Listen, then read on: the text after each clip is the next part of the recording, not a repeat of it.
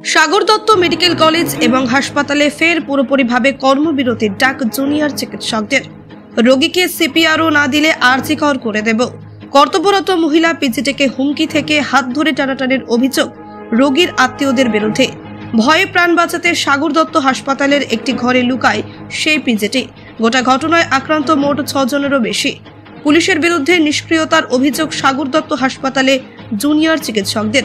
একসাথে কি করে কেন এত রোগীর আত্মীয়রা ঢুকে গেল, দাঁড়িয়ে থেকেও কেন পুলিশ বাধা দিল না, তাদের প্রশ্ন জুনিয়র চিকিৎসকদের। আজ সন্ধ্যায় সাগর দত্ত মেডিকেল কলেজ এবং হাসপাতালে শ্বাসকষ্টজনিত সমস্যা নিয়ে বছর 36-এর রঞ্জনা সাউ ভর্তি হয়। পরবর্তীতে তার অবস্থার অবনতি হলে তিনি প্রাণ হারান। আর এই জায়গা থেকে প্রশ্ন তুলতে আরম্ভ করে রোগীর আত্মীয়রা। তারা অভিযোগ করে কোনো রকম চিকিৎসা হয়নি তাদের রোগীর, সেই কারণেই মারা গিয়েছে রোগী। ঠাকুর নেমে যান, তাদের লাভটা কোথায় হচ্ছে? আমার আপনি আমাকে 1,500 টাকা পুলিশ দিতে পারেন, কিন্তু যদি আমায় না বাঁচাতে পারেন তাহলে তো আমি জানি না যে আমার কাছে 2,000 টাকা পুলিশ থাকলেও কোনো লাভ আছে। বলছি দাদা, হাসপাতালে তো প্রাইভেট সিকিউরিটি থাকার কথা, সেই সময় কি করছিল তারা? আমি আপনাকে বলছি।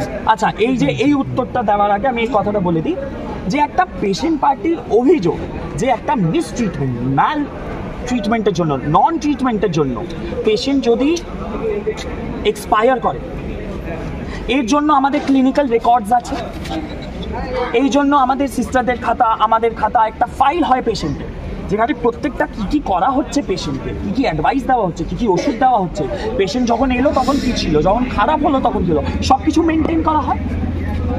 মিসট্রিটমেন্টের একটা প্রোটোকল আছে, ওনারা অভিযোগ জানাতেই পারেন যে একটা মিসট্রিটমেন্ট হয়েছে, তাতে একটা কমিটি বসবে, একটা ইনকোয়ারি কমিটি বসবে, যে যারা ছিলেন অন ডিউটি, যারা ইনচার্জ, যারা আজকে ওই ওয়ার্ডের ইনচার্জ, যারা পেশেন্টের চিকিৎসা করেছে, তারা উত্তর দেবে।